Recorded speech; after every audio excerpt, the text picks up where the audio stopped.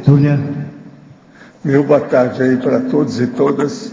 Hoje é dia 17 de novembro de 2011, quinta-feira. O verbete é o de número 2118. Tem 8 páginas, 48 elogios e 22 máximos. Eu chamo a atenção para a divisão do detalhismo, que tem 12 máximos. O tema é binômio, psiquiatria, consciência-terapia. A especialidade é interdisciplinologia. Quem redigiu o verbete é a nossa veterana pesquisadora, a doutora que está ali, e hoje assessorada também aí, ó.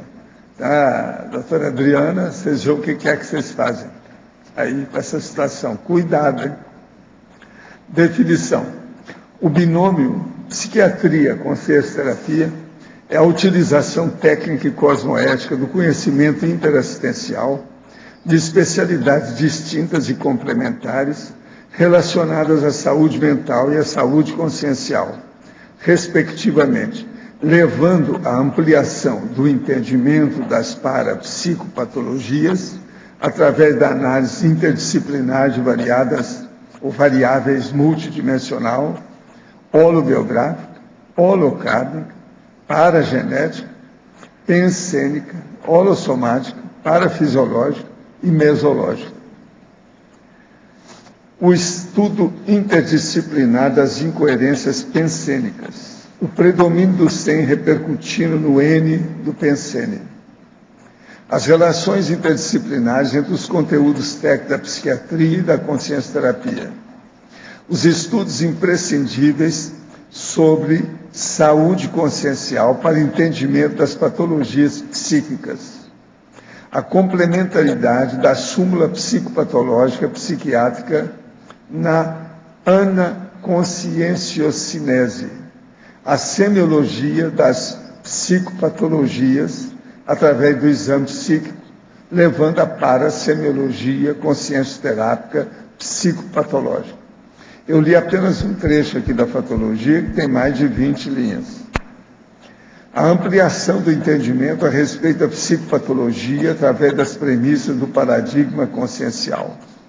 A autovivência do estado vibracional profilático, auxiliando a reorganização sináptica e ao reequilíbrio ou equilíbrio neuroquímico cerebral. A perspicácia na análise das companhias extrafísicas do portador do transtorno psiquiátrico. Na argumentologia existe o tópico da classificação com 15 tipos básicos de diagnóstico diferenciais, porém não excludentes, a serem feitos pela consciência-terapia a partir da análise de características específicas apresentadas pela consciência evoluciente em determinado momento evolutivo, utilizando-se do conhecimento da nosografia psiquiátrica.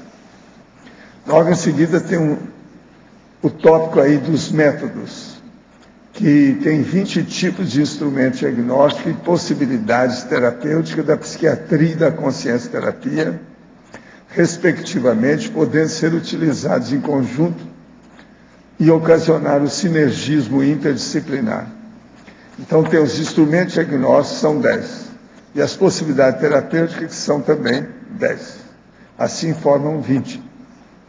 Na remissiologia dos 15 itens, nós destacamos acabativa interassistencial, amplitude autopensênica, contraponto técnico, dinâmica das complexidades e intraarticulação heurística.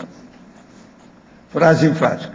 A evitação do isolamento científico pelo binômio psiquiatria-consciência-terapia leva à comunicação técnica de pesquisas, ao intercâmbio de ideias e ao universalismo interassistencial. Você já analisou as ideias convergentes e divergentes entre a psiquiatria e a consciência-terapia? Tal atitude ampliou a visão de conjunto pessoal em relação às possibilidades terapêuticas interassistenciais? Na filmografia tem a indicação de um filme. Na bibliografia tem 4 fontes bibliográficas. Na webgrafia tem uma fonte. Agora, eu aqui separei, numa mega análise, 15 itens que eu considerei mais destacáveis. interdisciplinologia, complementaridade, saúde, parapsicopatologia, diagnóstico, parageneticologia, cosmovisiologia, cosmoeticologia, interassistenciologia, parasintoma, conscienciometrologia, holossoma, autodesassédio, psicofarmacologia e paratécnicas. Agora, questionamentos. O momento exato que começa a vida humana é ponto de muita polêmica jurídica ao redor do mundo. Há nações que consideram a concepção e outras o primeiro alento. A resposta dessa questão leva a outra igualmente polêmica, que é o aborto. No Brasil, em alguns casos, a saber, estupro e anencefalia, o aborto é permitido. Qual a posição do senhor sobre o momento em que a consciência futura se conecta de forma definitiva ao feto? Favor colocar na resposta a questão da pílula do dia seguinte. Não, o problema todo é o seguinte: eu acho que as pessoas devem usar a pílula e examinar de acordo com a sua consciência e a cosmoética. Outra coisa, sou a favor do aborto na anencefalia. Quem estudou medicina, alguma coisa de neurologia, e for contra isso é porque é pirado. No máximo é primata. Quer dizer, não entende? É da primatologia. Não pode. Agora, sobre o caso de a conexão, eu acho que é na hora do espermatozoide com o óvulo. É aí que o negócio começa mais sério.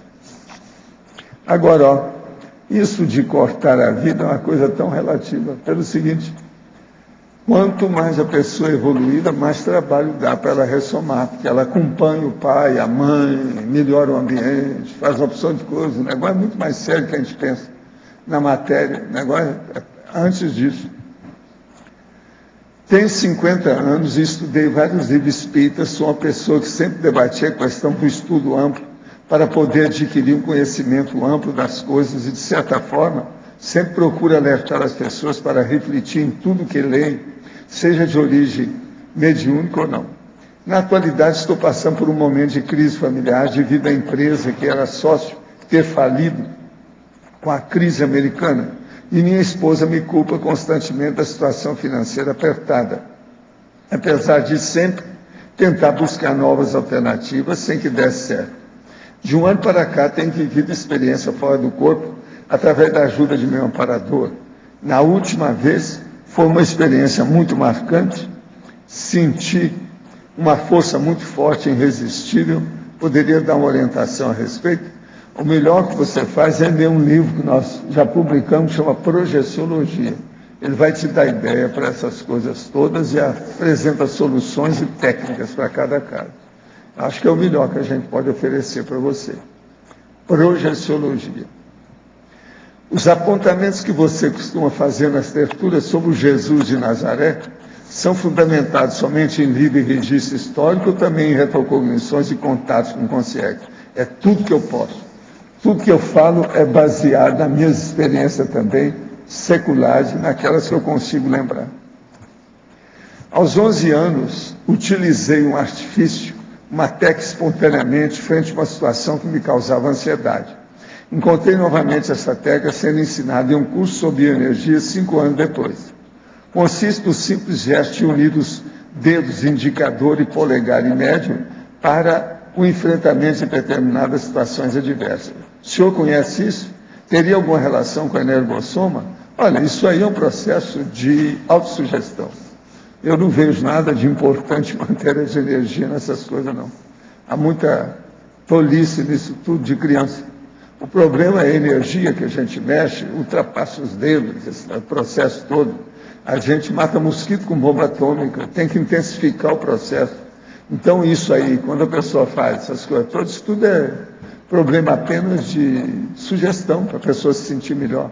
É igualzinho dobrar a perna ou não dobrar a perna, tudo isso é bobagem, coisa secundária. Eu considero isso tudo como moldura. Para quem está começando, às vezes a pessoa leva isso em consideração devido à vida pregressa que ela teve, nessa vida mesmo. Então aquilo às vezes estimula, incentiva dá mais força, é um processo de autossugestão. Ouvi o senhor há algum tempo falando sobre a sua pressão alta. Comecei a ter problema com pressão alta em setembro e cheguei a ficar no hospital. Meu peito e rosto queimavam, uma dor e pressão muito forte na testa e do lado direito da cabeça. A médica do hospital e do posto de saúde me alertou do perigo de um AVC pelos sintomas que relatei na cabeça. Pela sua experiência com esse problema, o que pensa sobre tomar ou não todo dia o Captopril? Uns dizem que somente quando houver sintoma, outros que todo dia para manutenção. No hospital deu a pressão como 15/13, o perigo seria esse 13. Escuta, o 13, se for menor que você teve, isso é um perigão, não é perigo não. Você precisa tomar remédio o resto da vida. Ó, quando eu bato e faço esse barulho é porque o negócio é grave. Quem está falando é uma pessoa que está viva, estou completando agora 80 anos, e outra coisa, faz 51 anos que eu tenho hipertensão. Ela chegou e não me deixou mais, eu fiquei igual a minha mãe. E eu não tinha nada antes, até os 28 nunca tinha. Outra coisa, era já dentista, estava me formando em odontologia, sabia da minha pressão o tempo todo, mexia com esfigmanômetro, tensiômetro o tempo todo, sabia muito dessas coisas. E nunca tinha tido nada. De uma hora para outra, me deu um infarto, nunca mais me deixou. Mas olha, eu achei muito boa a pressão. Pelo seguinte, naquela idade já era para eu ter morrido, ter mais infarto, eu nunca mais tive, fiquei só com pressão. Então, aí eu vi, não, eu tive uma crise hipertensiva que está se prolongando com 51 anos. Quer dizer, eu já fiz o cinquentenário da minha hipertensão. Agora, ó, se toma remédio, eu tomo todo dia, faz só 51 anos. Por isso que é que eu tenho hoje refluxo, essa coisa toda, devido ao processo do estômago, que é muito remédio. Agora, já mudei os remédios, fiz experiência, teve um que eu usei 12 anos, sabe? Que atingia diretamente o meu coração. Foi na fase mais crítica que eu tinha da hipertensão. Esse não foi fácil. Agora, o que é que se passa? Você, ao que me consta, você está com 43 anos, você está no pontinho.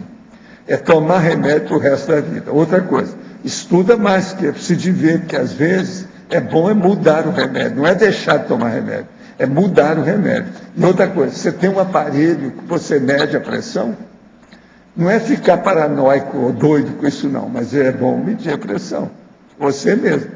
Tem uns aparelhinhos assim, ó, condensado, compactado, é bom comprar e usar isso. Se quer falar alguma coisa, seria bom. É muito comum que a gente vê aí no exercício da medicina, o processo da pessoa querer tomar o remédio só quando ela faz o pico hipertensivo, que é muito da nossa cultura terapêutica e não profilática, né? E assim, a pessoa hipertensa, se ela não tem uma causa que seja um problema renal ou alguma outra coisa que justifique o processo da hipertensão, é remédio para a vida inteira, tem que tomar, porque assim, eu não tenho tem nada que ser preventivo. Rins, nunca tive nada de rins, nunca precisei tomar nada para, sabe? É o processo estar da hipertensão com edema, primária qualquer mesmo, coisa. né? Meu processo é hipertensão mesmo. Agora, meu corpo não aguenta a minha mente, a verdade é essa. E olha que eu tenho macrosoma, mas eu não posso ser hiperativo. Você acha que eu sou hiperativo? Eu não sou. Então é o que me ajuda, senão eu tava perdido, já estava. Vocês já tinham me enterrado ou cremado há muito tempo. Tem muita energia. Agora, gente, eu queria saber o seguinte, tem alguém aí do processo das entrevistas gravadas? Eu preciso te falar com o povo que me deu aí entrevista gravada para eu dar meu retorno, meu feedback. Eles fizeram já, estão fazendo dezenas das minhas entrevistas de 50 anos para cá. Estão gravando isso tudo e fazendo CD. Então agora eu preciso falar com essa turma, eu estou falando aí para o povo vir falar comigo, que eu já vi lá um deles e quero fazer umas observações sobre o assunto. Agora, todas elas têm coisa muito antiga no meio, entende? Agora, eu estive olhando uma delas, o negócio que eu vejo é o seguinte, que está tendo muito barulho, tem até explosão lá, que você tem que aumentar o som para você poder ouvir o que eu estou falando, entende? A que eu vi é a que me deram, que é 1995, foi a primeira que eu dei publicamente aqui no meio do mato. Aparece o Paulo McDonald, etc., eu estou aqui, ó, com a sobrancelha preta, O McDonald's está com o cabelo tudo preto. Você está entendendo? Fazem 90, faz 16 anos, eu estava com a boina. Está entendendo? Mas eu falando tudo claramente, bem, no meu estilo. Estou bem eu mesmo. Entende? Agora, precisava de ver são os barulhos que dão na gravação. Não sei se aquilo tem, como se fosse até uma explosão. De vez em quando faz um barulhão. Pois é, isso aí teria que fazer. Agora, dá para ouvir, dá para entender o que a gente está falando, com jeito dá. Agora, você tem que aumentar o volume para 50, 60. Eu que vejo geralmente o volume na base de 15, entende? Então o negócio não é fácil. Agora, gente, eu então deixo aí, você quer falar, por favor? Adriano, o verbete tem bastante coisa interessante, tanto de consciencioterapia quanto de psiquiatria. Tem bastante informação bem relevante, eu acho. Mas eu queria perguntar para você, aqui na página 40, na fatologia, na 9ª linha, você fala que o humor enquanto estado mais duradouro e basal do afeto. Você pode aprofundar mais? Posso. É interessante que esse é um conceito da própria psiquiatria. A psiquiatria, ela coloca o humor como um estado mais basal e duradouro do afeto, né? E se a gente for pensar num processo de você expandir, né, fazer um contraponto aí até com relação ao processo da serenologia, você vê justamente o quê? O serenão, a questão do desenvolvimento dele com relação à elevação dos sentimentos, do processo de afetividade, e ele está o mais próximo ao descarte do psicossoma. E justamente o quê? A questão dele de manter o humor num processo de serenidade. A questão geralmente da eutimia, né, de você ter o processo mesmo do serenismo. Então, fazendo um contraponto do que a psiquiatria coloca, isso é um conceito, é uma definição dentro da psiquiatria, a gente podendo ampliar dentro do processo que a gente entende da conscienciologia. E da relação mesmo da afetividade com a questão da demonstração dessa afetividade pelo estado de humor da pessoa. Quanto mais estabilizado o humor, maior a homeostasia. É mais ou menos isso? A maturidade afetiva da pessoa. A gente entender o processo de afetividade não só no gostar do outro ou estar bem com o outro, mas muito mais do que isso. O processo mesmo de você entender mental somaticamente o sentimento, a afetividade. Que isso mostra que todo o processo de anticonflitividade íntima. E isso vai reverberar onde? No processo de humor. Cara, você pode dizer que isso, no caso, seria uma prova de maturidade mental somática? Quando a pessoa está nesse estágio? Quanto mais ela tem um processo de maturidade mental somática, o nível dela de consciencialidade maior, eu vejo nesse sentido. E ela tem mais domínio do processo do psicossoma dela.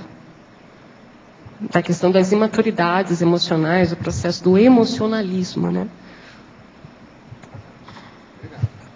Adriana, na página 40, a 3ª e 4ª linha, a complementariedade da súmula psicopatológica psiquiátrica na anaconscienciocinese. Essa é a anaconscienciocinese que eu queria saber o que seria.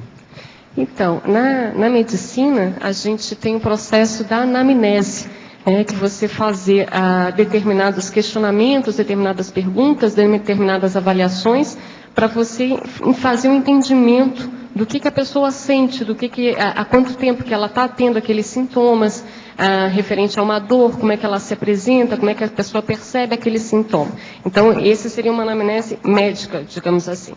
Dentro do processo da anamnese da psiquiatria, a gente utiliza muito o processo da fenomenologia psicopatológica. O que é isso? No que você está ali fazendo uma consulta psiquiátrica, você está avaliando o gestual, o comportamento, o tipo de faces, a forma que ela gesticula, a forma com que ela demonstra o processo de comunicação não verbal, as próprias roupas. Então, esse tipo de anamnese, ali você consegue fazer uma súmula psicopatológica, que seria exatamente você avaliar a atenção, o comportamento, a forma que ela pensa, qual é o conteúdo do pensamento dela. Então, existe uma série de variáveis que a gente faz a partir desse exame da súmula psicopatológica. E qual que seria essa questão? Do que você pode, num set consciencioterápico, num atendimento consciencioterápico, utilizar-se justamente dessa caracterização da súmula psicopatológica psiquiátrica para ampliar isso para a anaconscienciocinese, que é a anamnese consciencial que a consciencioterapia utiliza. Fazendo o contraponto da anamnese médica com a consciencioterapia, a consciencioterapia se utiliza da anaconscienciocinese, ou seja, o histórico cinético, porque a consciência ela estaria sempre em movimento, daqueles sintomas e daquele mecanismo de funcionar dela. Ficou mais ou menos claro? Em tese, seria mais ou menos isso. Você vê isso, vê se a pessoa faz isso, não é isso? Outra coisa, qual o histrionismo que ela tem e o parapsiquismo também. A aura, a situação, quer dizer, você vê tudo, você vira a pessoa do avesso. E na outra dimensão. No caso, a psiquiatria vai olhar muito, está lá, está tremendo, não está tremendo, quais são os gestuais. E a consciencioterapia, ela vai além disso. Ela vai além do histrionismo. E outra coisa, ver o processo parapsíquico na consciencioterapia, aí é que é o sério. Mas o negócio da... Essa anaconscienciocinese, o que entraria de fenômenos? Por exemplo, retrocognição e outras coisas mais? A anaconscienciocinese... Entra isso? Também não sei se... Entraria o processo da paragenética, entraria o processo da holobiografia da própria pessoa, né? Você pegar aquele sinal, aquele sintoma, como a ponta do iceberg daquela consciência. Seria uma anamnese de você entender há quanto tempo a pessoa funciona daquele jeito. Há quanto tempo aquilo repercute no processo do holossoma dela. Há quanto tempo ela tem alguma alteração em cardiochakra, em coronochakra. Seria uma anamnese pensando do ponto de vista holossomático. Mas não só naquele corte transversal ali que você está olhando, mas como a consciência ela vem trazendo aquilo ao longo do tempo. Agora, outra coisa, na própria fatologia, a sexta linha de baixo para cima da fatologia, o cuidado na evitação do generalismo somático e fisiológico nas doenças conscienciais. Então, eu dei o exemplo aqui, o processo da ponta do iceberg. Muitas vezes, a patologia somática, ela é apresentada ali como se fosse a ponta do iceberg da dificuldade intraconsciencial. O que a gente, dentro da área da saúde, que a gente tem que tomar cuidado de não generalizar todo sintoma ou todo incômodo somático como se aquilo fosse apenas somático. A fisiologia explica aquilo, ou a própria condição do soma explica aquilo. A grande questão que eu estou tentando demonstrar aqui nesse verbete é justamente que a gente possa integrar os conhecimentos, que a gente possa expandir o processo além da questão somática, além da questão física. Mas, ao mesmo tempo, a gente também não pode pensar que não possa ter uma patologia somática. Então, é claro, uma pessoa tem uma depressão, avalia, será que na verdade ela não tem uma alteração hormonal? Às vezes ela pode estar fazendo um hipotireoidismo e devido à questão da tireoide ela está num quadro depressivo. Então, só da gente tomar cuidado, às vezes, de não generalizar os transtornos psiquiátricos como ele fosse apenas de uma patologia física, né? Que a tendência da medicina é essa, né? A explicação somática. Uma última coisa, na parapatologia, na cestalina, se fala em possessões malignas. A pergunta é se, nas suas experiências clínicas, se isso aí é muito frequente, essas possessões.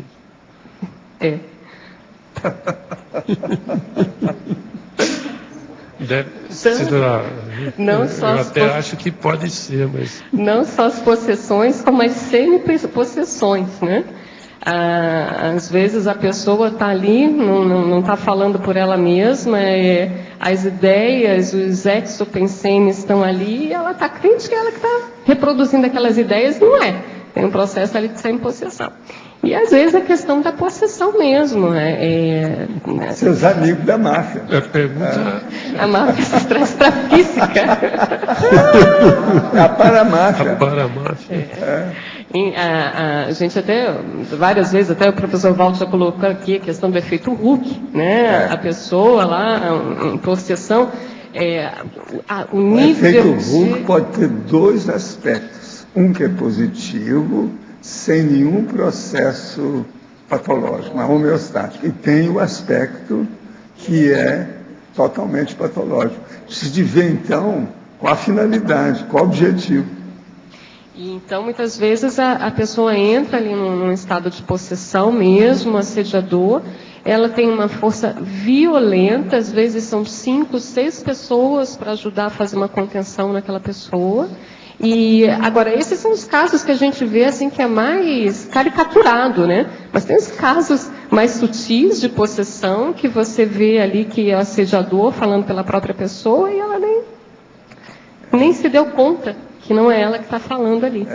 Tem essa filmografia aqui específica que fala sobre o exorcismo de Emily Rose. É uma filmografia que é bem interessante para a gente estudar aí os processos de possessão. Quem tiver interesse de estudar, é um bom filme que mostra bem essas condições. Tá, obrigado. Tive essa noite uma experiência que parecia uma projeção na qual estava assistindo algumas consciências, acho que intrafísicas, através de arco voltaico, junto com outras pessoas que pareciam conhecidas, mas que ao despertar não consigo lembrar quem são. Exceto o senhor, que era quem estava orientando como fazer o atendimento aos assistidos. Acordei me sentindo muito bem, apesar de ter dormido poucas horas e num sono muito profundo. Tal fato pode ter ocorrido com a sua participação, ou seria apenas uma forma encontrada pelo meu paracérebro para reter a memória de um amparador? Não, possivelmente devia de ter algum amparador lá. E você lembrou de mim e colocou no lugar. Tem até um deles que até parece comigo, mesmo a forma dele. Pode ser. O senhor disse que Hitler era de esquerda. Qual o fundamento disso? De onde tirou os dados das matanças da esquerda? Poderia repeti-los? Qual o problema da esquerda? Não, o problema todo é o seguinte.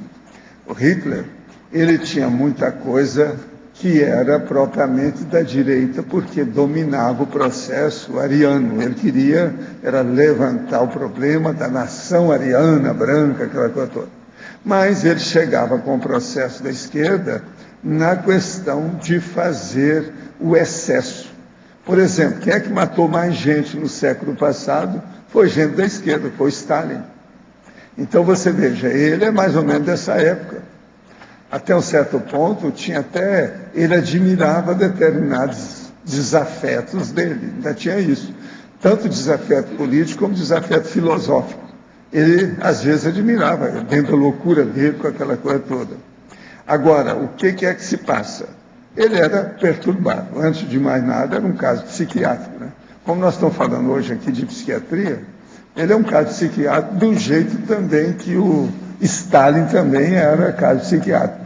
E o Stalin era pior, porque ele era mais calado, era mais contido. Isso aí é um perigo. Por isso que ele matou mais gente, parece.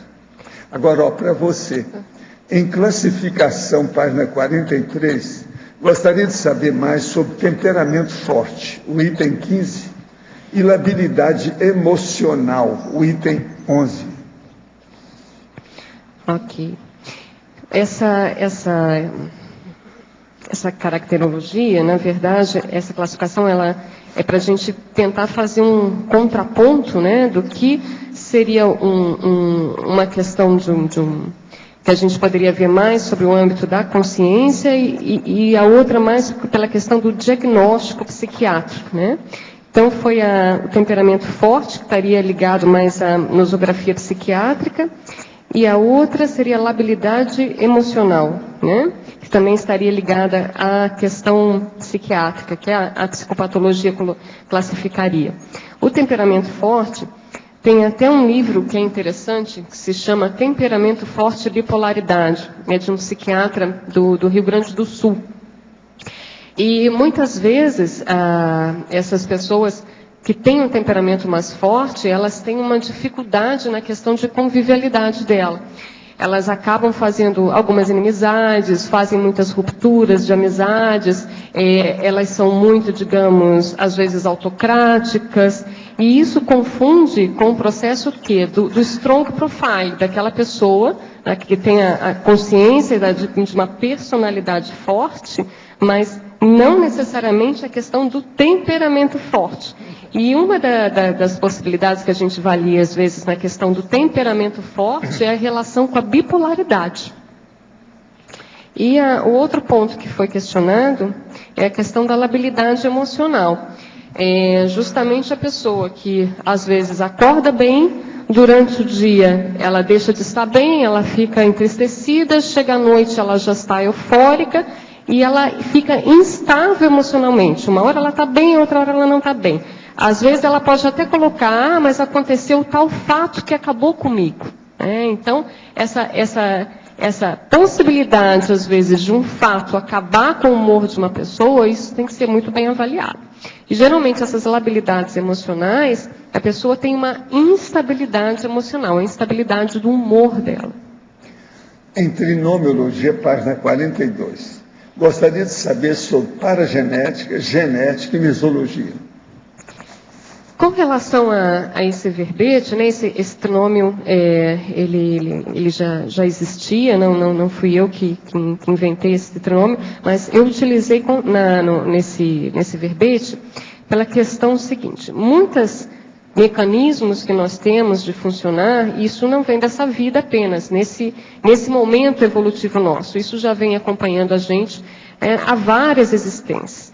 Então, às vezes, a forma como nós temos de lidar e de reagir com as coisas, isso, fazendo um sinergismo, às vezes, com uma genética que tem uma tendência a algumas alterações psiquiátricas, e uma mesologia, um meio, né, uma educação que também favorece, às vezes, esses traços mais patológicos ou psicopatológicos, isso vai acabar desencadeando num transtorno psiquiátrico.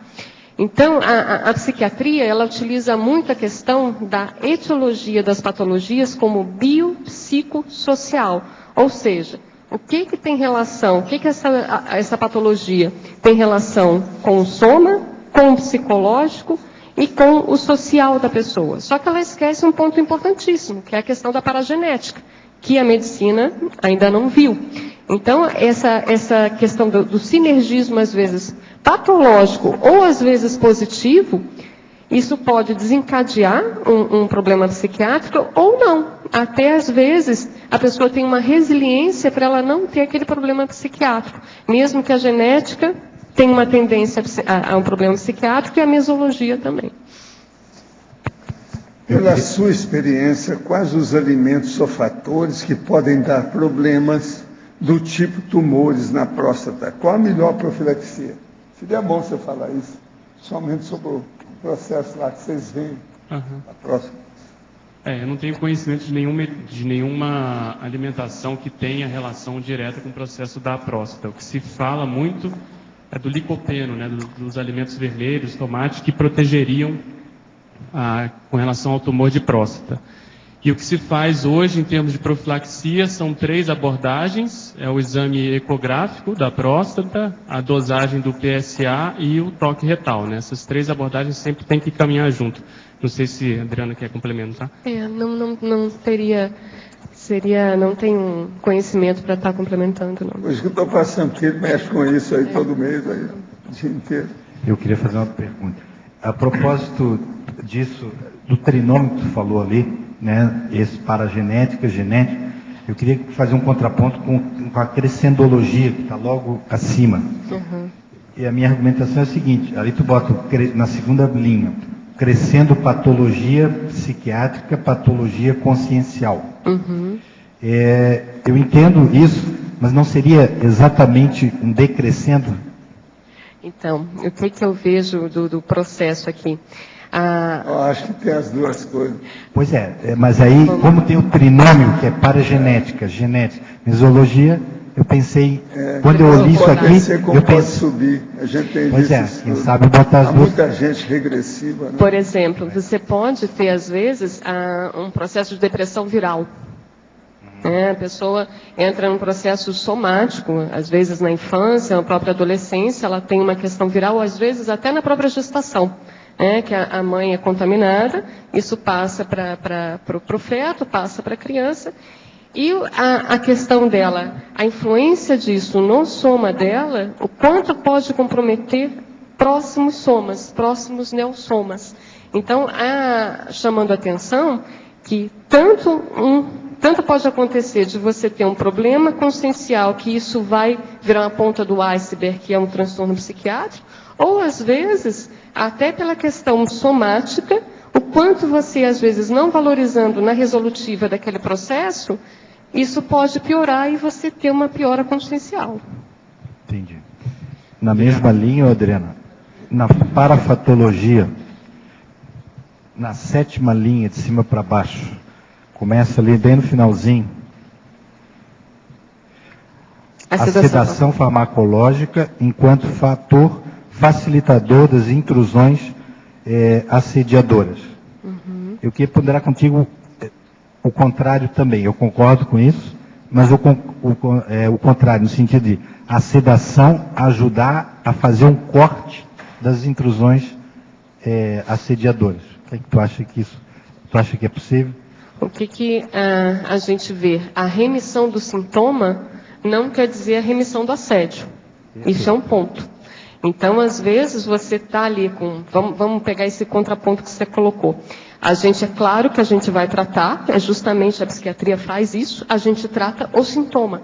Mas a gente não trata justamente o processo na psiquiatria do assédio que, às vezes, exacerba aquele sintoma ali naquela consciência. O que eu quis chamar a atenção aqui é justamente a pessoa, às vezes, com o rebaixamento do nível de possibilidades dela pensar, o nível de possibilidades dela pensar por ela mesma, isso pode ser um facilitador dela ficar mais entregue às baratas, entende? Concordo. Processo de obnubilação. É sempre uma questão da gente poder estar atento a isso também, dentro dessa questão da expansão da psiquiatria, né? Que é o que a gente está colocando aqui. Tá bom.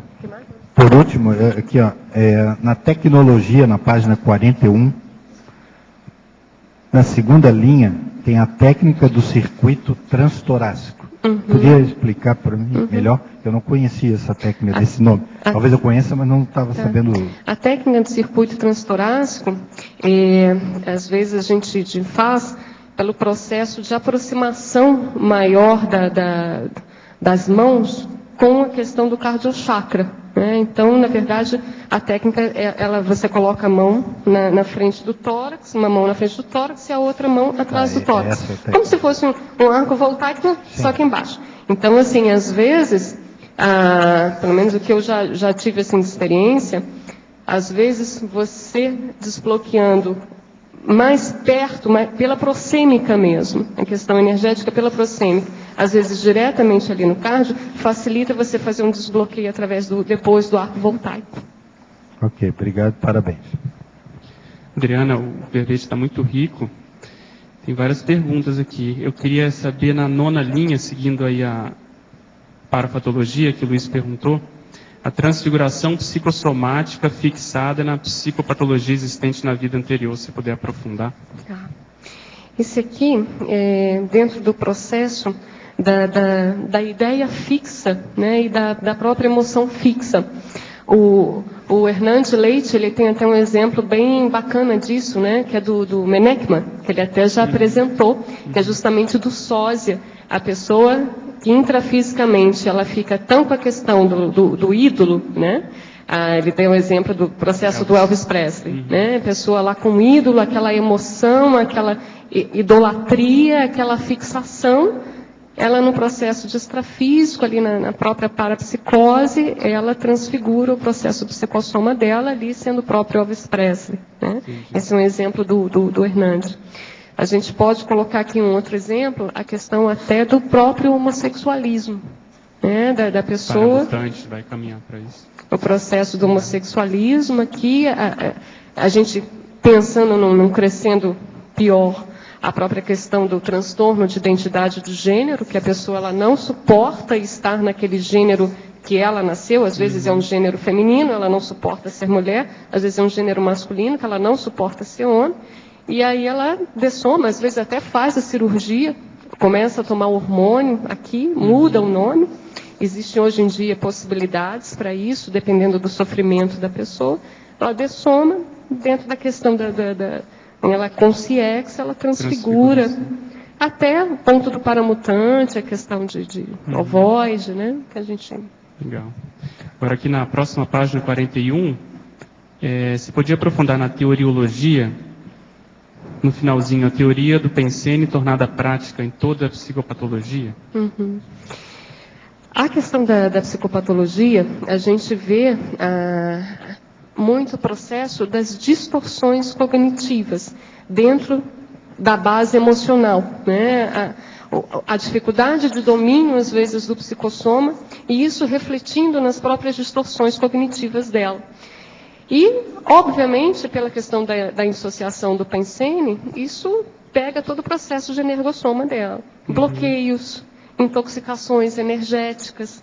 Então, é difícil você não ver na prática diária uma pessoa que tem uma psicopatologia mais enraizada, que ela tem essa disfuncionalidade holossomática, isso refletindo no processo de Pensene dela. Caminha tudo junto, mais ou menos, tem uma raiz. Ok, e finalizando na tecnologia, a última, por favor, a técnica da inventariologia genética e principalmente da paragenética, que você podia aprofundar. Sim. A gente, dentro do processo da psiquiatria, tenta-se muito procurar ver módulos genéticos dentro da tendência de um transtorno psiquiátrico, para poder avaliar se tem alguma alteração genética específica que possa causar determinados transtornos, né? Mais a depressão, bipolaridade, o alcoolismo já tem alguns estudos mais favoráveis dentro desse processo da influência genética. Então, o bom seria que a gente pudesse, dentro da nossa árvore genealógica, a gente pudesse fazer esse inventário, né, de percepção, quais as tendências de possibilidades genéticas que nós temos. E extrapolando não só a questão genética, mas a questão paragenética, né? Qual é a sua forma de funcionar, quais são os mecanismos de funcionamento, que isso podem estar trazendo questões que levem a um transtorno psiquiátrico. Então, você poder fazer esse inventário das suas ações, das suas atitudes, como é que dentro do seu dia a dia, dentro do seu processo de funcionar, o quanto que você tem ali de redutor de autodiscernimento? Pega aquela lista dos 100 redutores do autodiscernimento. Quanto por cento você tem de um autoassédio, de uma autovitimização, de uma distimia, que é um redutor do autodiscernimento? E que você entenda isso do ponto de vista da sua paragenética. Aí você passa a se responsabilizar mais pelo aparecimento ou não de um transtorno. Com você mesmo, né? Sou uma pessoa saudável, sem problemas fisiológicos sexuais. Mas estou passando por um período de bloqueio em questões de ereção com minha dupla. Comigo mesmo não tenho problema nenhum em alcançar a ereção. O problema é quando estou com ela. Sei que há algum bloqueio bobo que envolve medo, receio. Alguma dica, professor? Olha aqui, eu vou te falar aquilo que eu falava em casos iguais esse, nos meus cursos de sexo somático. A primeira coisa que tem aí é que você é imaturo do ponto de vista da sexologia. Existe uma técnica, por exemplo, que nós chamamos de fórmula DD, que é desinibição e diálogo. Entre quatro paredes, o casal se vira do avesso. Ele tem liberdade de fazer o que é bem entender. Então é desinibição e diálogo. Tem que conversar. Então a primeira coisa que você vai fazer é o seguinte: você vai falar com a sua companheira, você vai procurar ser desinibido. Abra o jogo. Eu vou procurar ser desinibido. É bom você avisar antes, porque senão ela acha que você bebeu, que ficou doido, que está alterado. Ela vai ter medo de você. É preciso avisar antes como é que é. Agora, depois disso, seja sem vergonha entre quatro paredes. Acabe com a desinibição. Lembre-se, fórmula DD. Diálogo e desinibição. Ou desinibição e diálogo. Você pode até escolher o que você quer pôr antes ou na frente. Desse modo você supera. Agora, ó, é bom você examinar isso, porque isso aí com o tempo te dá uma condição patológica mais séria. Entende? Que você vai ficar com desinibição maior e aí vai criar um problema, aquilo que se cronifica, tem que ver agora devido à sua idade. Você está com 23 anos, agora a amostra é a imaturidade, inexperiência dentro do processo. Entre quatro paredes, eu vou repetir, você tem liberdade absoluta de fazer o que for, desde que não vá contra os direitos e a saúde da companheira. Observa bem isso. Gostaria de saber da consciencióloga psiquiatra Adriana se ela já tratou de alguma consciência independente química. Se sim, nesse caso clínico específico, foi usado a consciência-terapia? Aí a gente entra ali no nome profissão voluntariado, né? Que assim, eu já atendi, sim, várias pessoas com dependência química num consultório. Dentro do processo da consciencioterapia, já tratamos também da questão de dependência química na consciencioterapia, mas com formas e abordagens diferentes. Na psiquiatria, o tratamento, quando não é feita a internação, a base é medicamentosa e encaminhado para a psicoterapia. Na consciencioterapia, não. A gente trabalha ali o processo de entendimento daquela consciência com relação à responsabilidade com o próprio holossoma e a questão do desassédio pela questão extrafísica também. Coisas que a gente não faz na psiquiatria. Desassédio extrafísico. Eu não tenho consultório fixo, mas já tratei de um monte de gente. Alguns melhoraram, estão até aí. Tem até gente aqui, não? Poderia falar da aparência da cidade, da baratosfera? As favelas se parecem com qual tipo e nome de cidade da Terra? Se as consciências atravessam paredes, por que seus parapés não afundam no chão intrafísico? Respeita o limite da sólida superfície sem atravessá-la. Seria uma volitação inconsciente? Olha, você está por fora sobre os processos extrafísicos. Existe extrafisicamente algumas realidades que são mais concretas do que granito. E você, às vezes, quer entrar naquilo que você não consegue, devido ao problema da semi-materialização do psicossoma da consciência. Então, isso varia infinito. Agora, ó, as favelas e os locais degradados, principalmente os bairros degradados das cidades modernas, são mais ou menos caricatura do que são as comunex da baratosfera. Mais ou menos para você ver por aí você vai ver. Agora, existem ambientes que são simplesmente horroríveis. Horroríveis quer dizer, junta o horroroso com o horrível, tudo ao mesmo tempo. De modo que isso varia a infinito, depende da situação. E depende também do nível de lucidez, autoconsciencialidade e o nível de insubstancialização ou, vamos dizer, desmaterialização da manifestação holopensênica da consciência. Agora aqui, gostaria de saber mais sobre depressão. Há anos venho tratando de depressão, fobia social, ansiedade antecipatória. Inclusive hoje, pela manhã, passei pelo psiquiatra, pois em determinadas épocas tem decaído mesmo com a medicação e repercute no soma, prejudicando ainda mais esse quadro. Sempre faço exames, não apresentam nada. Entrei na menopausa, com 38 anos, e hoje tem 51. Existe relação? A gente até comentou um pouquinho antes, né, a questão do processo das alterações hormonais e o quanto isso impacta no próprio humor, na própria questão da fisiologia impactando no humor. O que tem que ver aí na questão da menopausa, da pessoa em questão, se de fato tem alguma alteração, às vezes hormonal, que possa justificar, ou às vezes até o processo cultural. Às vezes a mulher, quando entra na menopausa, o processo psicológico para ela da não produtividade, né, de não se sentir produtiva enquanto mulher, às vezes isso é um impacto psicológico. Então tem que analisar isso também.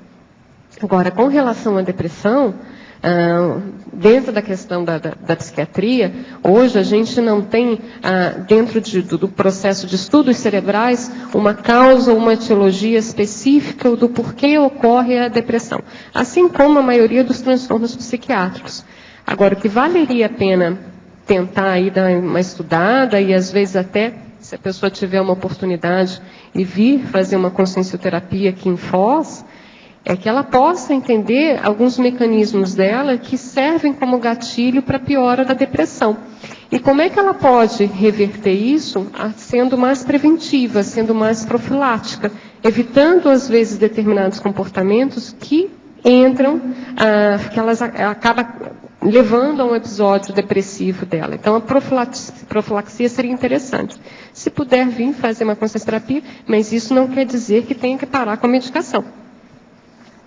Para a verbetógrafa, as consciências que apresentam a síndrome da autodispersividade deverão necessariamente ter sofrido de hiperatividade na infância? A possibilidade da autodispersividade ser um mecanismo de defesa do ego, no sentido de fuga da realidade? Dentro da classificação, é o número 5, né? Dispersão consciencial e o contraponto com transtorno de déficit de atenção e hiperatividade. Não necessariamente uma pessoa que tem uma dispersão consciencial, ela teve TDAH ou ela tem TDAH, por isso que ela tem uma dispersão consciencial. Eu vejo que hoje a gente tem uma quantidade muito grande de estímulos externos. E às vezes, nós mesmos dentro do processo de fazer a ProEx, dentro do processo de estar no voluntariado, a gente às vezes tem tanto estímulo e tantos convites que a gente tem que tomar cuidado para não sair do foco. Então isso às vezes é um processo de dispersão consciencial. Não necessariamente a pessoa tem TDAH. Agora, a pessoa que tem TDAH, obviamente, se o tipo dela às vezes é mais relacionado à desatenção, ela vai ter mais dificuldade e vai ter mais a dispersão consciencial. A doutora Adriana, em um atendimento psiquiátrico, qual a técnica usada para fazer o diagnóstico diferencial entre uma psicopatologia e uma parapsicopatologia? Dentro da psiquiatria não existe a parapsicopatologia, né? Isso seria mais um atendimento dentro da própria consciencioterapia.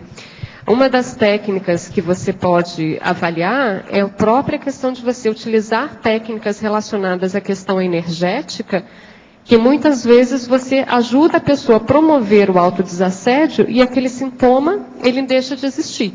Aquela aparente psicopatologia, ela deixa de existir quando às vezes a pessoa, ela mesma entende o mecanismo e provoca o autodesassédio. Agora, quando mesmo você ajudando a pessoa, às vezes ela se autodesassedia momentaneamente, 10 minutos depois ela se assedia, é muito provável que tenha uma questão mais enraizada, que tenha relação com uma psicopatologia. Para a verbetógrafa, tem uma sobrinha de 2 anos que às vezes se comporta de forma agressiva. Ela belisca, bate, vira os olhos, estica os bracinhos para baixo, lembrando possessão. Quando não está assim, é uma criança doce. Como tratamos a criança nessa condição? Olha, se a pessoa tiver condições, né, não sei qual é sobrinha, né, um nível de facilidade que ela tem para estar mais em contato com essa criança, que ela possa trabalhar mais com a energia com essa criança. Agora, seria bom dar uma avaliada se não tem de fato nada neurológico, não necessariamente psiquiátrico, mas às vezes alguma questão neurológica. Seria bom investigar. Agora, se não tiver nada neurológico, seria bom o processo das energias e cuidado se for algum médico que de fato possa entrar com uma medicação psiquiátrica e às vezes não era necessário. Então isso pode dar depois um prejuízo para a criança. Vale a pena, então, uma avaliação neurológica e o trabalho com as energias, se ela puder fazer esse trabalho com a criança. Né? Adriana, eu queria te perguntar, fatologia, página 40, a 14ª linha, autopercepção elaborada. Uhum. Isso começa um pouquinho antes, é uma linha mais ou menos de raciocínio ali. Ela começa ali em a repercussão da rigidez do funcionamento cerebral na eficácia da autoconsciencioterapia, a autopercepção elaborada, a autocognição aprofundada, a autoimagem atualizada. Né?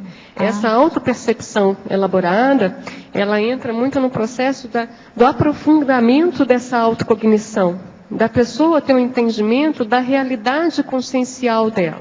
E que ela possa, a partir disso, no dia a dia dela, ela conseguir ter a percepção das ações e reações dela. A percepção elaborada do ponto de vista não só somática, mas a questão de holossoma. Tá bom. Uma outra pergunta. O último item. Atenção ao prejuízo das funções laborativas e sociais influindo na realização da programação existencial. Poderia esclarecer? Sim. Dentro dos critérios diagnósticos da psiquiatria, é muito comum você ter uma variável de classificação que é assim, se aqueles sintomas da pessoa causam prejuízo significativo na função social e laborativa dela. O que é a função social? A convivência, o lidar com as pessoas e o processo laborativo de trabalho, de utilização das faculdades mentais. Então, esse é uma variável que é bastante utilizada como critério diagnóstico dentro da psiquiatria. O que eu chamo a atenção aqui? Da pessoa, se ela tem essa percepção de que há um prejuízo devido a uma questão psiquiátrica, que não tenha preconceitos com relação ao tratamento. Porque isso, de fato, pode dar um prejuízo nas atividades dela de programação existencial. Por quê? Às vezes ela podia estar funcionando melhor e ela não funciona pelo processo da dificuldade, às vezes, cognitiva, da dificuldade de elaboração de ideias. Distorções, seriam as distorções? Distorções também. E às vezes ela podia trabalhar mais em alto nível na ProEx dela, ela não trata e ela tem uma dificuldade para, às vezes, fazer as coisas que ela poderia estar fazendo se ela estivesse tratando. Então, esse é um ponto que me chama a atenção, da questão dos pré-conceitos, das ideias pré-concebidas. Né? Não só da pessoa com ela mesma, e dela com outras pessoas, que às vezes são voluntários e que fazem tratamento psiquiátrico. Eu até coloco aqui na efeitologia. Não é efeitologia, não. A questão de você reduzir a pessoa ao problema psiquiátrico dela. Ela é muito mais do que isso. Mas, às vezes, você tem que tratar o problema psiquiátrico dela para ela poder mostrar o que ela veio, o que ela pode fazer. O que pode fazer. Uma outra pergunta. Oi? É o primeiro efeito, né? Então, está ali em efeitologia, página 41, o efeito preconceituoso da redução da consciência ao respectivo problema mental. Ele é muito mais do que isso. Isso. Adriana. Uma outra pergunta. Na parapatologia antepenúltima, não, a quarta linha, de baixo para cima, a inevitação da psicopatologia pela paragenética influenciando o soma atual. Uhum. Aqui entra a questão, para a gente mesmo, né, nos nossos processos aqui. Às vezes a pessoa, ela é muito boa, ela é muito boa, ela vem com uma carga positiva, mas às vezes o soma está muito comprometido. O soma, né, a árvore genealógica dela, às vezes é muito comprometida. Então, a tendência dela ter geneticamente um problema de transtorno mental é alta. E às vezes, mesmo ela sendo uma pessoa assistencial, uma pessoa com uma bagagem positiva, mesmo assim a paragenética não dá conta. E aí a paragenética é sempre soberana, mas às vezes ela não consegue ultrapassar aquela genética que está mais comprometida ali. Mas a genética não influiria mais aí? Depende. Depende. Depende. Depende. Depende. Depende do tipo. Já pensou, você às vezes vem com... Você recebe um paramicrochip, ou então você vem com uma macrossoma que possa auxiliar nisso? Então, tem que avaliar cada caso. Cada caso. O que chama atenção é assim, a gente não considerar que o processo, olha, a pessoa tem um problema genético, então, inevitavelmente, ela vai ter a patologia psiquiátrica. Às vezes não, às vezes é paragenético, às vezes ela teve uma questão de mérito, tem um processo do paramicrochip, um macrossoma, mas às vezes não. Mesmo assim, ela acaba tendo um problema genético. Isso entra naquela linha de cuidados com preconceitos. Obrigada. Aqui, Adriana, aqui, ó. Na página 41, Principiologia, o princípio da autocura. E tem uma coisa que me chama bem a atenção na consciencioterapia, que é a intenção da autoconsciencioterapia, né? Que a pessoa não fique a vida inteira lá fazendo consciencioterapia. Como é que foi idealizado isso?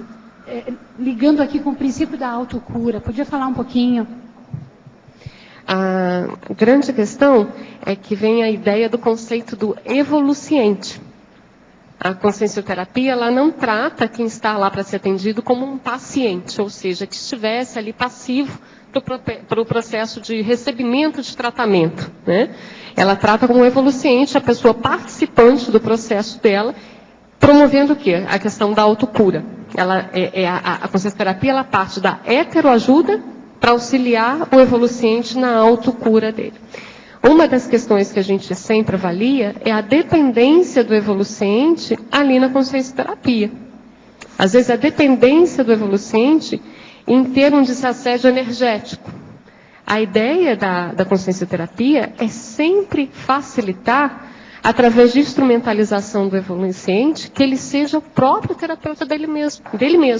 Isso é para quê? Para fazer a profilaxia de qualquer dependência consciencial.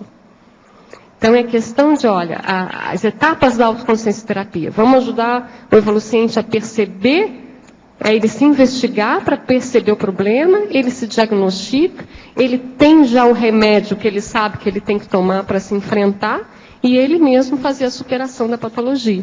Por isso que entra aquelas 4 etapas da autoconsciencioterapia: autoinvestigação, autodiagnóstico, autoenfrentamento, autossuperação. Então, dentro disso, não adianta. O consciencioterapeuta não vai fazer isso para o evoluciente. Ele vai ajudar, vai instrumentalizar, vai fornecer técnicas dentro do caso do evoluciente, para que ele possa justamente aplicar isso nele. E aí entra o processo da autocura, através da autossuperação. E na psiquiatria, existe alguma intenção de que o paciente se autoajude, alguma literatura, alguma coisa, fora esses livros assim muito que tem escritos assim mais, né? Existe já alguma ideia? Eu vejo que uma das questões que a consciencioterapia, que a psiquiatria produz para ajudar os pacientes, é fornecer sobre o entendimento da doença. Mas ela fornece um entendimento mais a nível psicológico e a nível somático, né? Da conscientização da doença no paciente, que isso é muito sério. Se a pessoa não tem uma conscientização do problema dela, como é que ela vai se tratar? Né? Você só arruma um ar-condicionado depois que você percebe que o ar-condicionado está com defeito. Senão você não manda para arrumar. Né? Então, a primeira coisa, a pessoa ter a consciência do problema dela. E isso eu vejo que a psiquiatria ajuda muito, mas dentro da questão somática, dentro da questão fisiológica. Existem alguns trabalhos já práticos dentro da psiquiatria da psicoeducação, de fazer com que o paciente perceba hábitos, alimentação, principalmente alimentação, rotinas de atividade física, mas isso dentro da psicoeducação. Eu até faço um contraponto aqui da psicoeducação com a impactoterapia. Aqui na página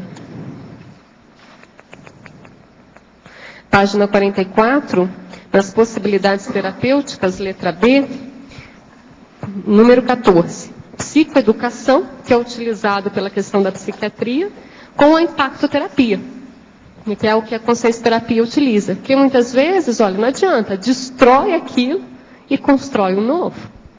Não dá para fazer um mais ou menos. Acaba com aquilo ali e pensa... Cosmoética destrutiva. Exatamente. Você queria falar? Adriana, Alexandre aqui, tudo bem? Olhei pouco, cheguei atrasado aqui, mas gostei muito do que eu vi aqui e tinha umas observações e umas perguntinhas que eu queria te fazer. Começando aqui pela página 40, na fatologia.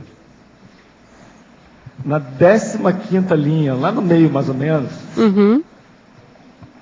a atenção às intercorrências somáticas entre a gestação e o complexo desenvolvimento cerebral. O completo desenvolvimento cerebral. O que você quis dizer exatamente?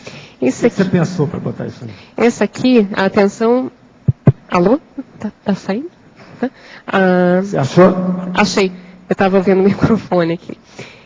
Agora perdi. A atenção às intercorrências somáticas entre a gestação e o completo desenvolvimento cerebral. Isso. A gente vê que na questão, tanto desde a época lá do feto, até a pessoa na infância dela, adolescência, até o estado de adultidade, isso você tem alterações neurológicas que podem acontecer dependendo, às vezes, do hábito da mãe, às vezes, dependendo de determinado contrafluxo, às vezes de um evento adverso, às vezes de uma queda, às vezes de uma virose, às vezes de um problema febril, às vezes de uma infecção.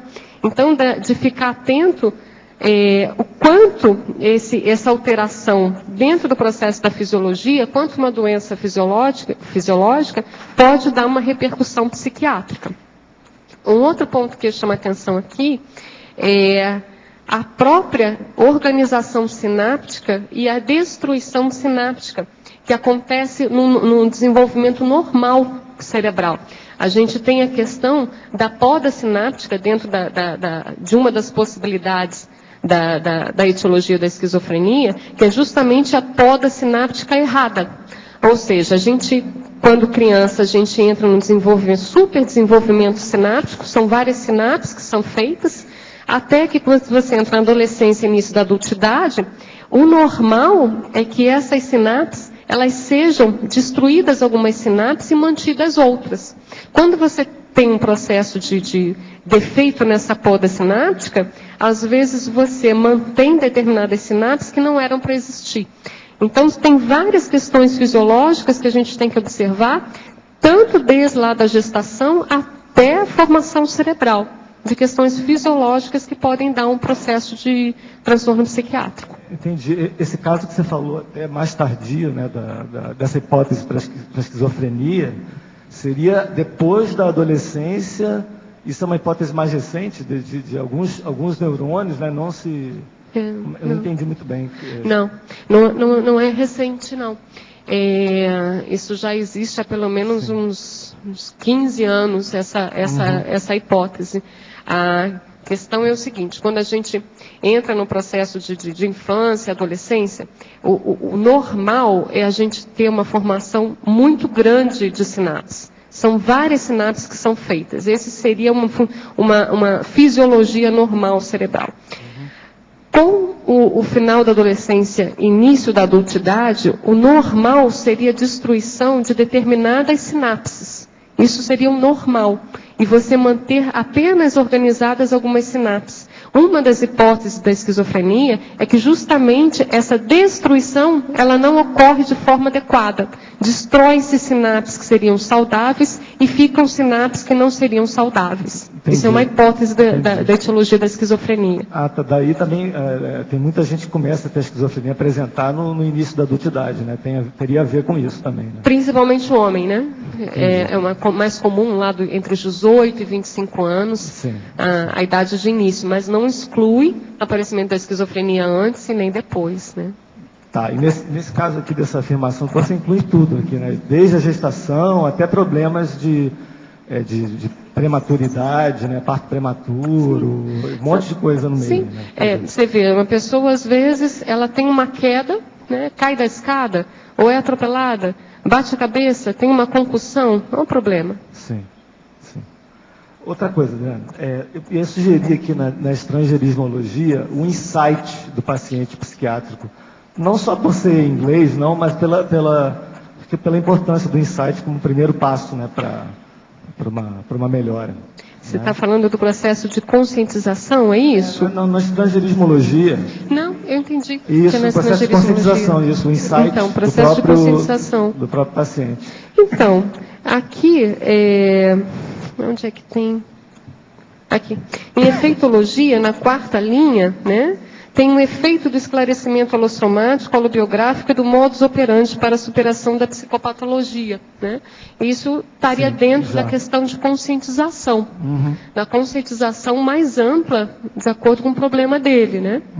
Mas eu vou anotar aqui sugestão. Tá uma bom, última coisinha agora, para não abusar. A Cris fez uma pergunta ali, em cima de uma frase aqui da parafatologia, que diz respeito à ascendência da paragenética sobre a genética, né? Que mesmo a paragenética sendo boa e tendo uma ascendência natural sobre a genética, teriam casos que isso não seria suficiente para a pessoa se sair bem, né? E aí você comentou da possibilidade do paramicrochip ou do macrosoma, né? Nesse caso, você considera o macrosoma algo além da ascendência natural, né? Da paragenética sobre a genética. Seria alguma coisa além, né? Eu entendo sim. Existem tipos de macrosoma, né? E isso vai depender de acordo com o mérito da pessoa de estar recebendo aquele macrosoma. E isso, assim, tem um porquê também. Ela vai estar recebendo esse macrosoma porque o nível de assistência que ela vai fazer é de um modo atacadista. Isso tem a ver com o processo da programação existencial dela.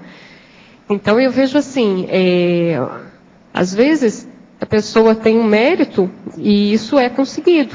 Agora, muitas vezes, mesmo a pessoa tendo uma paragenética, que é uma paragenética positiva, mas ela tem algum traço do passado, algum processo dentro da holobiografia dela, ou alguma questão dentro da própria holomemória dela, que isso dificulta a superação da paragenética dela, ou melhor, dificulta a superação da doença dela ter uma tendência genética e ter um problema psiquiátrico, por essa característica dela dentro da paragenética. É isso que eu quis chamar a atenção ali. Entendi. Agora, com relação ao macrosoma, é muito mais do que isso, né? Eu coloquei aqui uma possibilidade, mas tem que ver qual é o trabalho que ela vai fazer. Nesse caso, o macrosoma seria além disso, né? Quer dizer, tipo, o paramicrochip, o macrosoma seria uma coisa, vamos dizer, dada à pessoa ou adquirida por mérito, além da ascendência natural da paragenética dela sobre uma possível genética ruim. Né? Exatamente. A gente pensar assim, olha, vamos extrapolar aqui do processo de macrosoma do serenão, né? Às vezes, o que nossos cérebros dentro da humanidade, nós já não fomos beneficiados pelo processo do macrosoma do serenão. Certo? Sim. Quer dizer, foi... Em trinomiologia, página 42, 3ª linha. Poderia aprofundar o trinômio crendices, delírios, tradições? Admito que às vezes fantasio muito no contexto afetivo. E por isso muitos já desconfiaram da minha sanidade, até mesmo pseudo-profissionais da medicina. Como me desfazer dessa mágoa intraconsciencial que tem adoecido o meu ego? Ele está bem enroladinho, né? São 2 perguntas, né?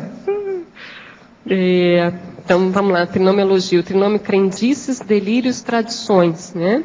Às vezes a pessoa, ela está dentro de determinada religião, que isso leva a determinadas crenças, e determinadas crenças, às vezes, tão bizarras que chegam a ser delírios.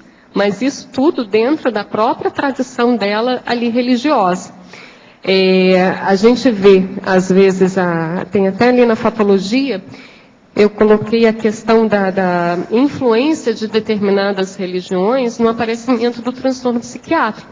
Às vezes você vê em determinados locais o aparecimento de quadros depressivos, às vezes em convento, às vezes relacionados a pessoas dentro de uma religião, às vezes mais ortodoxa do catolicismo. Um outro ponto desses delírios, essas crendices, a própria questão do sincretismo cultural. Então, é uma questão de ficar atento o quanto, às vezes, as crenças por distorções cognitivas ou distorções, às vezes, já enraizadas culturalmente, isso chega a entrar numa piora substancial a ponto de virar um delírio. Né? Delírio é o que a gente considera perante a média da sociedade. Né? Muitos de nós aqui, quando falamos do processo de projeção, e o processo de holossoma, e o processo de megaforização, que seja, a gente conversa às vezes isso com algumas outras pessoas, nós somos consideradas os loucos, né? Nós é que deliramos. Então isso tudo depende da média da sociedade. Com relação aos mágoas e ressentimentos, eu sugiro que a pessoa possa abrir mão dessas mágoas e ressentimentos e que possa dar uma olhadinha aqui na página 44, letra B, ali no número 20, terapia sistêmica, em contraponto à técnica da tela mental. Coloca todos esses desafetos ou essas pessoas que você tem mágoas, ressentimentos, coloca na sua tela mental e abençoa todo mundo. Que aconteça o melhor para todos. Vai ser difícil no início, mas tenta que consegue.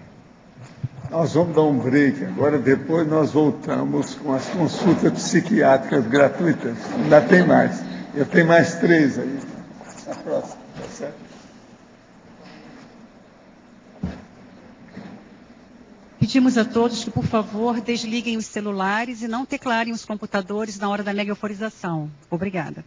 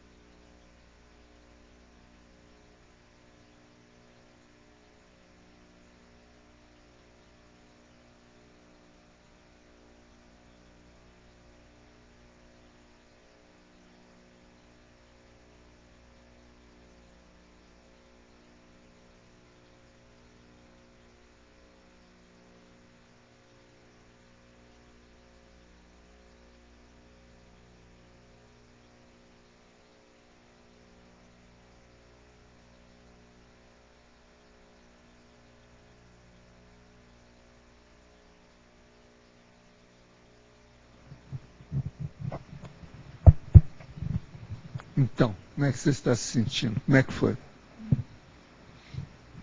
Estou sentindo muito bem. Fui sentindo muito bem, fui tocada emocionalmente. Eu comecei pensando nos processos que eu estou trabalhando aqui. Depois eu tive uma alegria grande e depois uma gratidão grande por estar aqui participando dessas atividades. Estou bastante introspectiva. Está sentindo bem agora? Muito. Tá? Então, e a senhora, como é que nós fomos? Me sentindo muito bem, mas eu senti uma aceleração muito grande. Uma pulsação muito grande, muito forte. É. E agora, como é que está? Estou bem agora. Está bem? Então tá. E você? Bom, eu de início senti que esquentou mais, teve uma brisa mais quente, eu senti as palmas das mãos bem quentes e percebi que houve uma vibração maior no meu holossoma, né? Então fui percebendo desde o sexo chakra e foi até no fronto chakra, eu senti que houve um trabalho mais tempo, né, no fronto chakra. E me veio a sensação porque desde ontem eu estava percebendo assim, uma coisa mais de, às vezes, ter mais dispersão, e eu percebi que tinha um processo assim, de escagem também, né? Então eu procurei ficar mais atenta, e aí hoje eu senti que isso se intensificou mesmo depois da dinâmica que eu participei.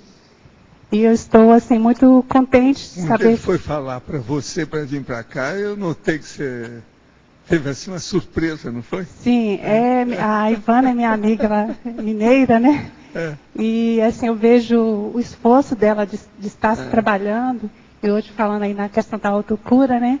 Eu vejo que ela está empenhada nisso e a gente fica torcendo para que ela possa dar continuidade nesse processo todo. Ela vai estar participando do complementário, né? E isso vai ajudar bastante. Amanhã começa a complementar, né? Muito bem. Gente, muitas graças. Valeu.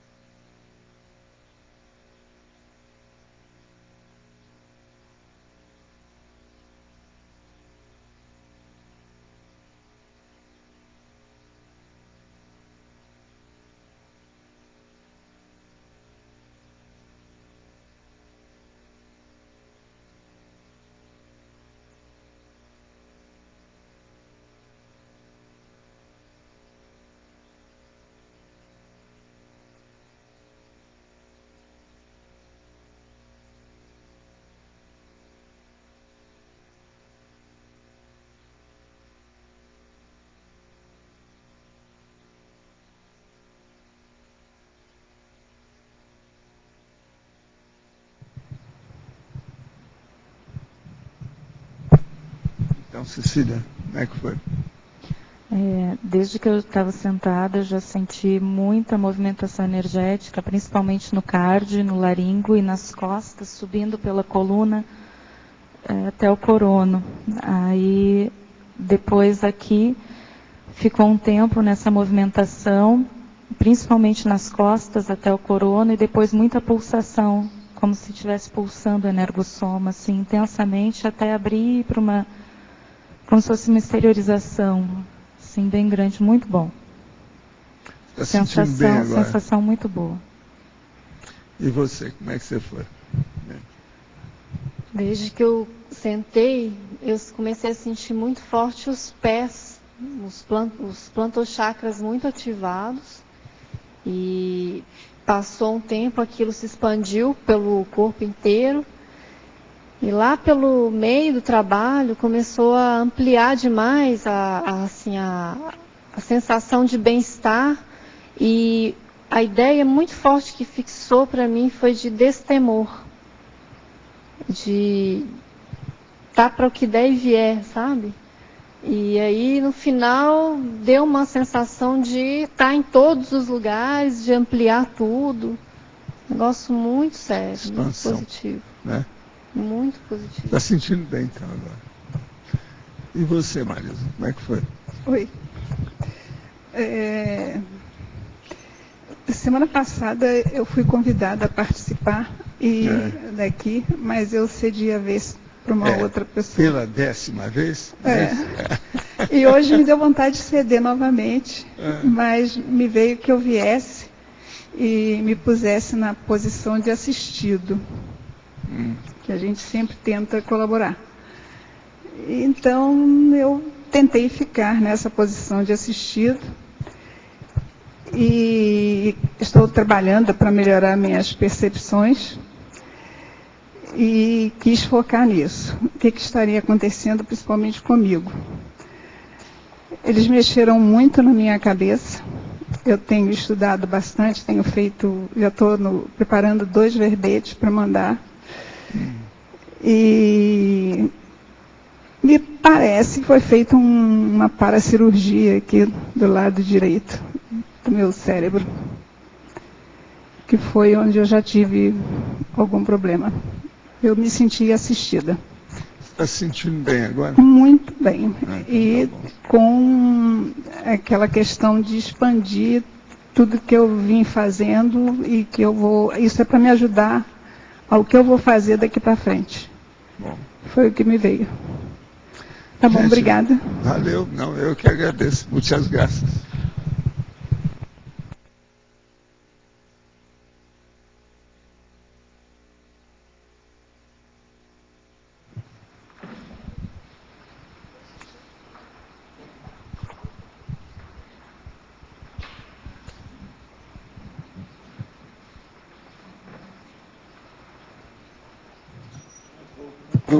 A nossa doutora, para a verbetógrafa, de que modo você e a consciência terapia lida com a esquizofrenia e o transtorno antissocial, em que o convívio em sociedade e familiar pode ser perigoso?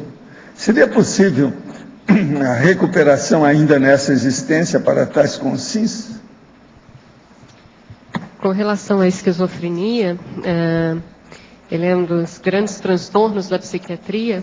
A gente vê que não existe cura como esse soma para o processo da esquizofrenia, né? Isso pela psiquiatria. O que a gente vê dentro da questão da consciencioterapia, que possa auxiliar muito a questão da esquizofrenia, é do esquizofrênico conseguir perceber quem está com ele. Porque muitas vezes a questão das próprias alucinações auditivas ou visuais, isso se confunde às vezes pela própria questão do parapsiquismo. Há uma tendência de ter uma descoincidência no esquizofrênico, ter uma descoincidência maior nos veículos de manifestação, e isso ter o processo às vezes do parapsiquismo aparecendo de uma forma para ele que ele tenha dificuldade de saber o que de fato é extrafísico e o que de fato é dentro da psicopatologia dele. Se ele conseguir fazer essa distinção, né, e o processo dele de conseguir lidar melhor com isso, isso seria um grande ganho. Agora, o próprio professor Valdo comentou aqui já de um familiar, né, uma pessoa próxima que, nesse soma esquizofrênico, descarte do soma, que ele tinha um processo enquanto consciência, né, de uma facilidade de ideias e ter melhorado todo o processo dele da esquizofrenia, né, e ter tido mais, de fato, um fator genético, viral, ligado à esquizofrenia, do que, de fato, um mecanismo intraconsciencial que levasse a essa desorganização e a esquizofrenia. Com relação às personalidades antissociais, que é o que a psiquiatria chama muito da questão do psicopata, aí existem vários estudos relacionados à questão da neurofuncionalidade do córtex frontal, né, e que a gente vê que é um processo ligado também à maturação do lobo frontal. Daí vem a questão do processo da afetividade. O que eu vejo que a gente tem que estar mais atento, né, é justamente na psicopatia ou do transtorno antissocial, que ele é mais light, porque o caricaturado é aquele serial killer que sai matando todo mundo com os mesmos rituais. Mas e no dia a dia, né? O quanto às vezes aquela personalidade bifronte, que uma hora coloca uma coisa para você, outra hora atrás coloca outra coisa, né?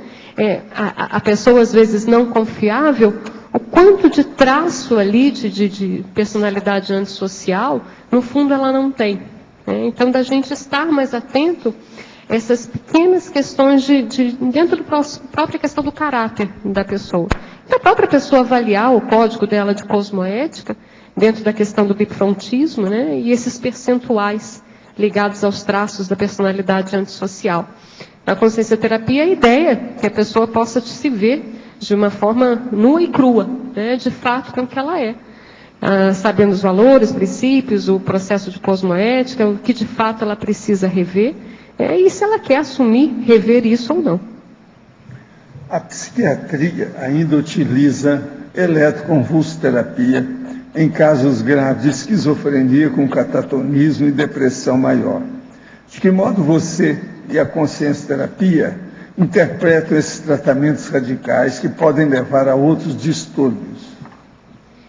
Você tem que pesar, aí no caso, eu não posso falar enquanto a consciencioterapia, né, que eu estaria falando com relação à instituição, eu posso falar do que eu penso disso enquanto psiquiatra e consciencioterapeuta. Existem determinados casos que são totalmente refratários a formas farmacológicas. O caso da catatonia, tanto na esquizofrenia quanto na depressão, a pessoa vira um vegetal. Ela não bebe, ela não come, ela vai definhar. Ela, de fato, ela morre sozinha se você não fizer nada. Então, às vezes, a questão de você apenas hidratar, fazer uma alimentação através do acesso venoso e a medicação não resolve, é questão dos males o menor. Você evitar a dessoma de uma pessoa, você fazer a eletroconvulsoterapia. Hoje em dia, se fala-se muito da estimulação magnética transcraniana, né, que teria menos efeitos colaterais do que a eletroconvulsoterapia. A eletroconvulsoterapia, além disso, ela tem uma questão de hoje em dia ela ser feita com anestesia geral. Ela não é mais aquela forma de eletroconvulsoterapia que você amarra o paciente, cada um segura de um lado, você põe um chumaço de gás na boca, né? Porque a ideia da eletroconvulsoterapia é que o paciente convulsione, né? E a partir disso ele possa melhorar dos sintomas. Então, você faz a eletroconvulsoterapia no ponto de vista do paciente anestesiado. Faz em centro cirúrgico, às vezes com determinados equipamentos, você faz em clínicas específicas, psiquiátricas. E um outro ponto para a gente, de uma das indicações da eletroconvulsoterapia, é na mulher gestante. Toda medicação psiquiátrica, ela passa para o feto. Então, às vezes, tem determinadas patologias, surtos mais sérios, bipolaridade ou própria psicose, que a pessoa só responde a determinadas medicações que podem ser altamente prejudiciais ao feto. aí você pode lançar mão de fazer eletroconvulsoterapia, que não teria uma sequela de aborto ou uma sequela maior para o próprio feto, né? Agora, é sempre um ponto da gente avaliar, do risco-benefício. Professora, minha mãe na infância sempre me agrediu, tanto fisicamente quanto verbalmente. Eram surras que terminavam em banhos de sal, pois ela foi criada dessa forma e, infelizmente, sofreu o mesmo processo. Atualmente não tem satisfação em ser carinhoso com ela. No entanto, ela cobra muito dessa falta de carinho. Ela é extremamente carente e, ao mesmo tempo, guarda muitos ressentimentos. Da minha parte, iniciei terapias em psicodrama. Estou esforçando-me também, tentei que ela realizasse o tratamento. Contudo, se auto-vitimiza e coloca 1000 empecilhos para não fazer a terapia. Meu pai também é agressivo por natureza. Todos da família têm temperamentos parecidos. Os afins se atraem. Qual é a sua visão sobre o problema? Olha, com relação aí o seu relacionamento com a mãe, né? Veja assim, olha, pensa o seguinte, ela é uma consciência evolução. Às vezes ela está fazendo o melhor que ela pode dentro da condição dela. Agora, interessante que você tem aí um débito com ela, né? Te deu a vida. Então isso por si só já é uma questão séria. Se você tem um nível de entendimento maior dentro do processo do seu grupo karma, né? Você falou que tem temperamentos semelhantes, mas não entendi se o seu temperamento é semelhante ao grupo todo ou você tem algum diferencial. Se tem esse diferencial de entendimento, a sua responsabilidade é maior. A gente não vem num grupo por acaso, né? Nem um grupo familiar, nem um grupo de profissão, nem um grupo de voluntariado. Existe um entendimento sobre isso. Precisa haver a sua responsabilidade com relação a esse grupo. Adriana, aqui no A, Malude. Eu gostaria de saber de que forma um trauma muito grande na infância, na idade mais ou menos de 5 a 6 anos, pode influenciar no desenvolvimento desta consciência. Dependendo do trauma, às vezes a pessoa, infelizmente, ela acaba levando esse trauma para o resto da vida. Ela acaba não conseguindo abrir mão dessa vivência traumática. A gente vê muito nos casos relacionados, às vezes, aos abusos sexuais na infância. Às vezes, a pessoa ela não consegue nem lembrar do abuso sexual que ela teve na infância. Ela apaga isso da memória, mas ela tem reações no desenvolvimento dela, na vida afetiva sexual dela, que mostram e que dão sinais dela ter tido esse abuso na infância. Eu acho que cada caso é um caso, isso depende do trauma da pessoa, isso depende do nível que a pessoa tem do processo de resiliência holossomática, dela estar podendo superar por isso, o quanto ela quer superar isso, se ela quiser ela supera, e às vezes o quanto ela consegue abrir mão de mágoas e ressentimentos e sair dessa etapa. Porque a gente vê às vezes que existem crianças, né, que viram adultos que estão presos a mágoas e ressentimentos devido aos traumas infantis. O adulto, às vezes, ele não consegue perdoar, ele fica ressentido, ele se sente credor, às vezes, do familiar, e aí ele fica preso naquela fase infantil. Ele tem determinadas áreas da vida dele que não desenvolve, justamente porque ela fica fixada naquele momento do trauma, naquela parte infantil. Então, o corpo desenvolve, a cabeça desenvolve, mas determinadas características dela ficam presas naquele momento da vida dela em que ela sofreu aquele trauma infantil.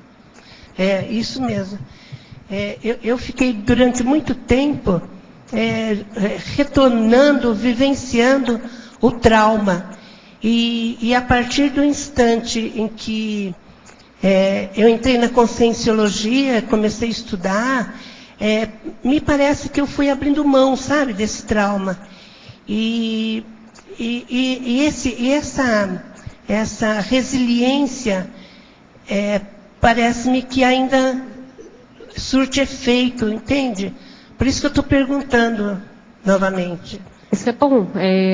O ideal é que a gente possa ter um entendimento, né, com relação àquela pessoa que às vezes você pode se sentir vitimizada, né? A compreensão daquilo, o perdão, e até um dia você chegar a fazer assistência àquela pessoa da qual você se sentiu vitimizado. Esse seria o ideal que a gente pudesse conseguir. Agora, de fato, eu vejo que há muita dificuldade das pessoas abrirem mão da questão da mágoas e ressentimentos, sabe? Na questão do orgulho, que de uma certa forma ela sente ferido. E às vezes ela começa a fazer o processo da interprisão grupocármica com isso. E ela mesma não desenvolve. Então, acho que o mais inteligente para todos nós, e de fato, o que a gente consegue dentro do nosso limite aí de superações, que às vezes não é de uma hora para outra, mas que a gente tente. Sempre tente dentro do ponteiro da cosmoética. Né? Obrigada. Muito bem, Adriana. Então eu espero agora os próximos 10. Eu estou pedindo agora só 10 para não dar. Sabe? Está criando problema aí.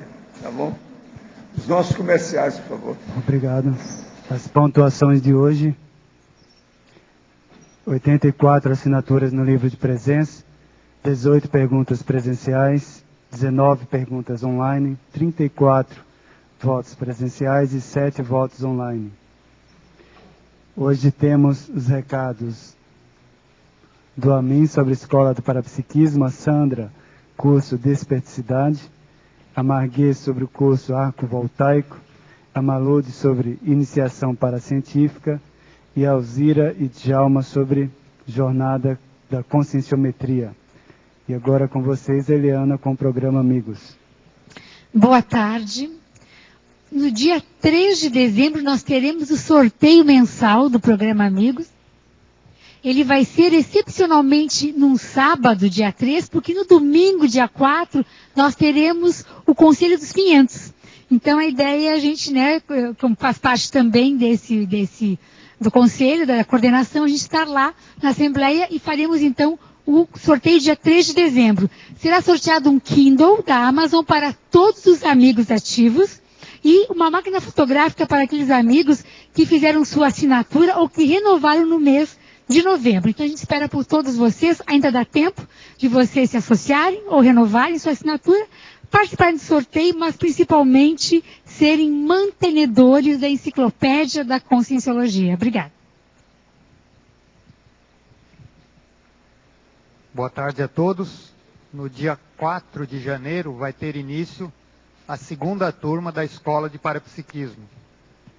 Um dos objetivos principais da escola é o desenvolvimento do parapsiquismo de maneira organizada, técnica, sistematizada, com a aplicação da técnica de mais um ano de vida parapsíquica.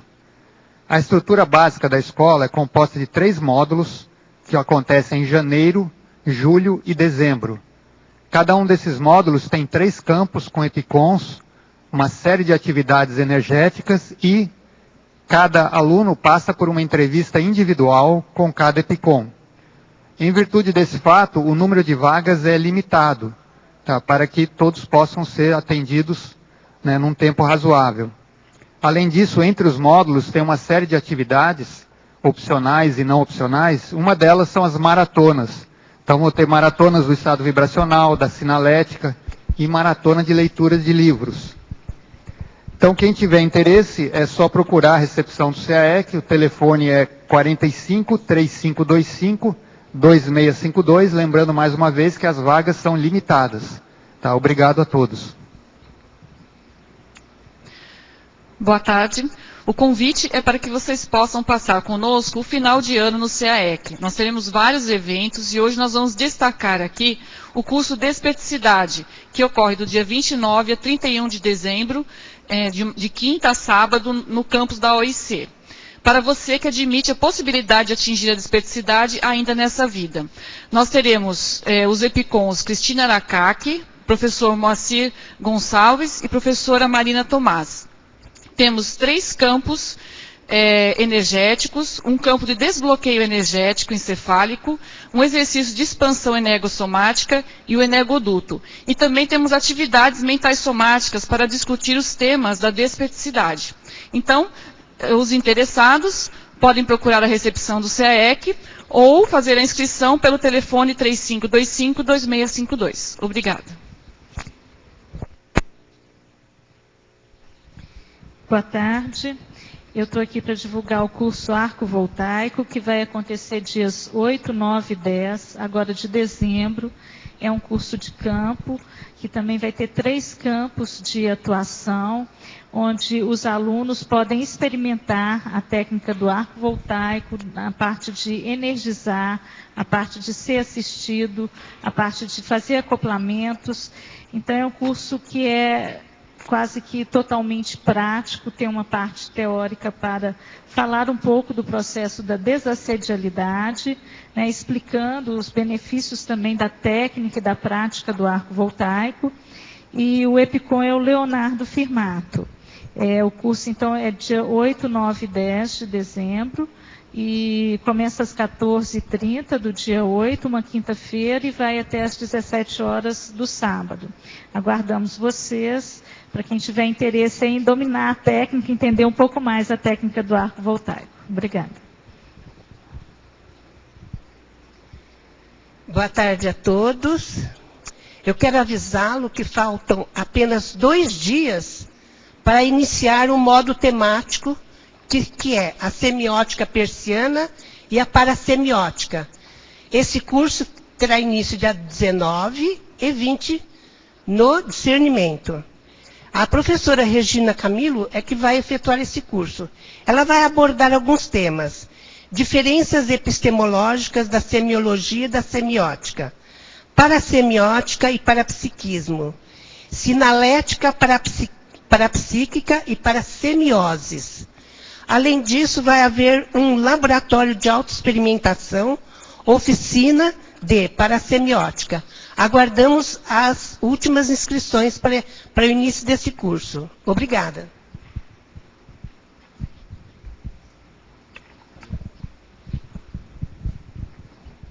Boa tarde. Gostaríamos de convidar as pessoas interessadas e motivadas em fazer pesquisas a apresentarem os seus trabalhos, as suas pesquisas, na primeira jornada de conscienciometrologia, que vai acontecer no dia 6, 7 e 8 de julho de 2012, aqui no Discernimento, em Foz do Iguaçu. O professor Djalma vai falar sobre os temas. Vários temas já estão disponíveis no nosso site www.conscius.org.br.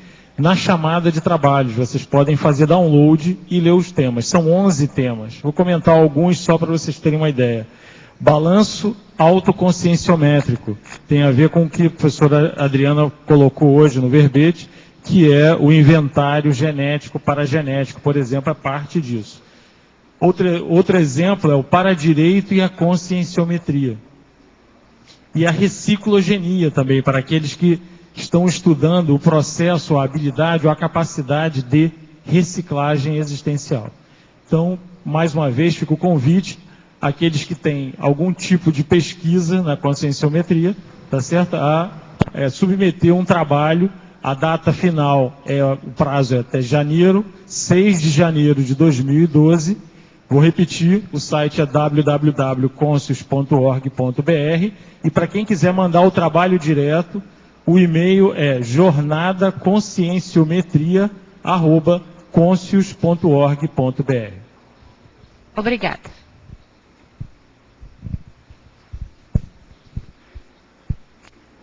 Para amanhã teremos o verbete com sim proativa, a especialidade interdisciplinologia, a autora professora Aline Dausgaard. Obrigado pela sua presença e até amanhã.